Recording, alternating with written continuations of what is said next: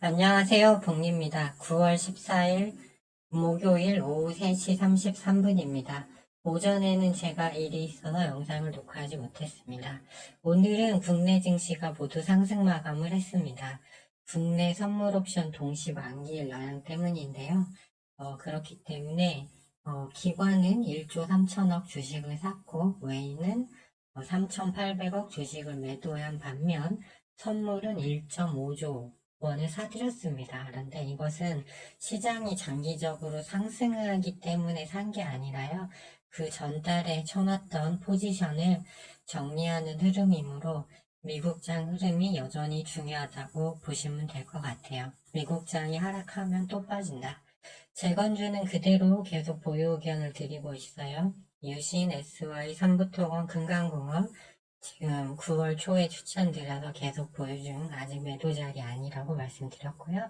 에너지주는 오늘 빠질 거라고 말씀드렸는데 어제 저녁 영상에서 말씀드렸는데 실제로 조정이 나왔죠.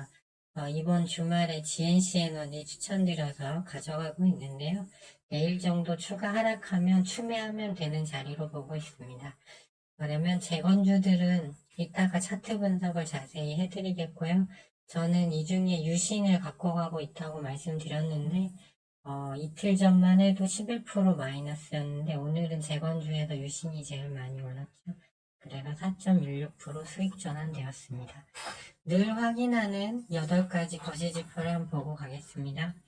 보시면 국채 10년물 금리하고 달러는 소폭 주춤하는 모습이에요. 그렇기 때문에 이걸 보고 이제 시장이 오르겠다 싶어서 지금 나스닥 선물이 아까 보니까 0.46% 정도 상승 중에 있습니다.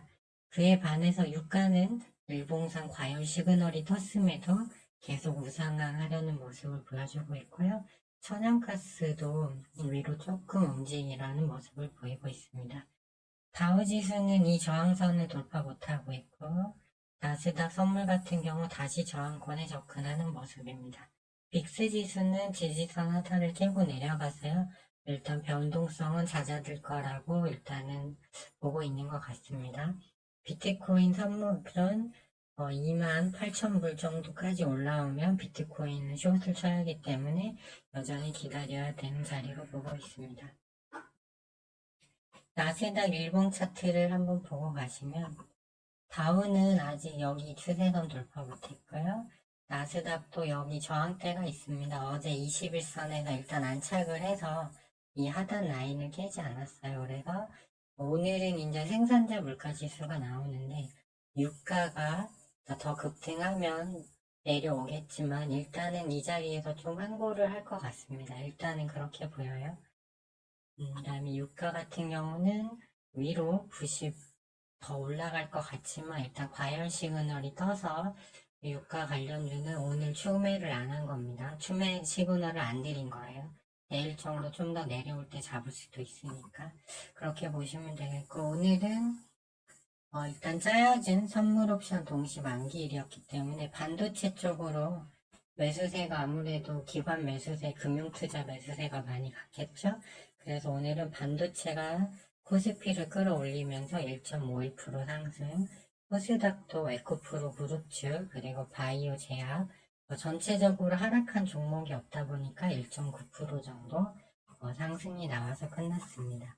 업종 차트를 보시면 어제 코스닥 이제 최후 지지라인까지 가서 살짝 깨졌는데 바로 깨지는 않을 것 같다고 말씀드렸는데 선물 옵션 동시 만기일 영향으로 양봉이 나왔지만 여전히 21선 밑에 있는 모습이고요.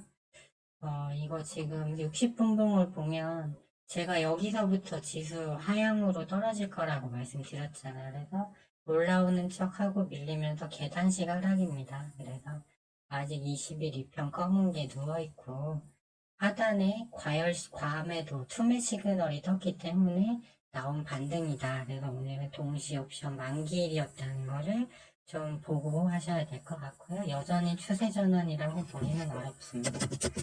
코스피 같은 경우는 60일, 21선 위로 올라타서 좀 흐름이 좋아 보이지만 계속 하향입니다. 여기 보시면 그동안 1월부터 7월까지 지지하던 지지라인을 깨고 밑에 잠겨있는 모습이에요. 그렇기 때문에 오늘은 상승이 나왔지만 제법 많이 나왔죠. 하지만 추세를 돌리는 상승인지는 확인이 필요하다. 그래서 오늘 미국증 영향에 따라서 다시 이제 이렇게 빨간불 들어왔던 게 다시 전부 파란불로도 바뀔 수 있는 자리다 이렇게 보고 있습니다. 재건주 흐름을 보시면요. 오늘은 유신이 좀 많이 올랐습니다. 좀 가벼운 종목이다 보니까 그런데요.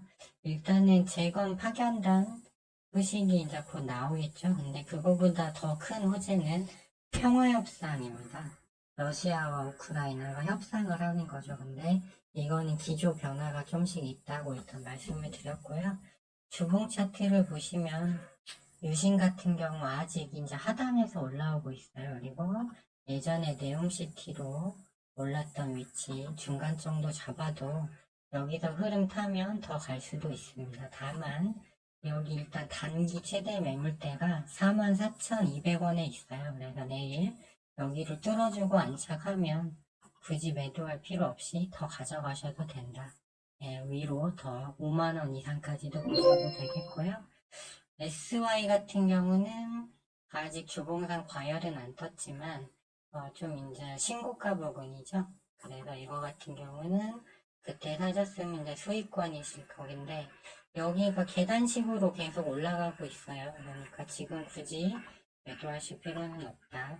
그리고 삼부토건 같은 경우 기존 대장주였는데 이제는 SY보다는 3부 토건이 더 먼저 치고 나가야 됩니다. 왜냐하면 3부는 이평선이 수평이라 전고점까지 지금 45%나 남았잖아요. 그렇기 때문에 재건주가 더 힘을 받고 가기 위해서는 오늘처럼 하단에 있던 유신이 오늘은 치고 올라왔듯이 이제 3부 토건이 좀 끌어주고 대장주로 치고 나가고 SY는 조금씩 이제 계단식으로 계속 신고가 경신하면서 가는 흐름이 좋다. 그리고 이제 미 하원에서 바이든 탄핵 조사 이제 물론 탄핵이 실제 되기는 어렵지만 그 조사 들어갔고요. 그리고 이제 여러 가지를 봤을 때 이제 곧 이제 라프스티차라고 해서 러시아 우크라이나 땅이 이제 진흙으로 변해요. 그리고 우크라이나 병력도 없기 때문에 협상 관련 얘기만 나오면 그때는 이제 급등이거든요. 그렇기 때문에 좀 기다려 보시면서 어차피 중기 추세를 봐야 됩니다. 중기적으로 계속 수직을 누이시키면서 갈 수 있는 자리냐 아니냐를 봤을 때 9월 초부터 재건주를 좋게 봤기 때문에 그대로 갖고 가시라고 말씀을 드리고요. 에너지 쪽은 GNC 에너지 어제 에너지주 빠질 거라고 말씀드렸죠. 그래서 진짜 빠졌는데 내일 정도 한번 더 살짝 눌려주면 그때는 신규 진입이 GNC 에너지 가능해 보이고요. 그다음에 자의상으로 봤을 때 극동유화도 신규 진입 가능해 보입니다. 왜냐면 유가가 계속 100불까지는 갈 걸로 보고 있기 때문입니다. 그 외 섹터 만약 나스닥이 올라서 좀 더 간다면 일단 반도체가 흐름이 좋으니까 반도체가 좀 더 움직일 수 있겠죠. 그래서 거래량이 별로 없는 소형주 중에서 JT 정도는 한번 트라이를 해볼 수 있지 않을까. 여기서 살짝 눌려졌을 때 반도체 SK 하이닉스와 삼성전자가 내일도 강하게 치고 간다면 JT 정도는 단타 매매가 그냥 상승해줄 때 먹고 나오는 거죠. 그래서 JT 정도는 가능해 보이고 에너지주는 일단은 JC 에너지는 추매하지 마시고 기다렸다가 유가가 빠지면 구태여 빨리 할 필요는 없죠. 근데 이제 유가가 올라서 끝났다면 GNC 에너지하고 극동유화도 일단 들어가셔서 이제 상승이 좀 나와주면 한번 잘라 먹고 이게 10% 이상 오르는 걸 말하죠. 물론 GNC 에너지는 위치가 좋아서 위로 26%까지는 장기로 간다고 보니까 GNC 에너지는 내려오면 추매해서 더 비중 늘리시고요.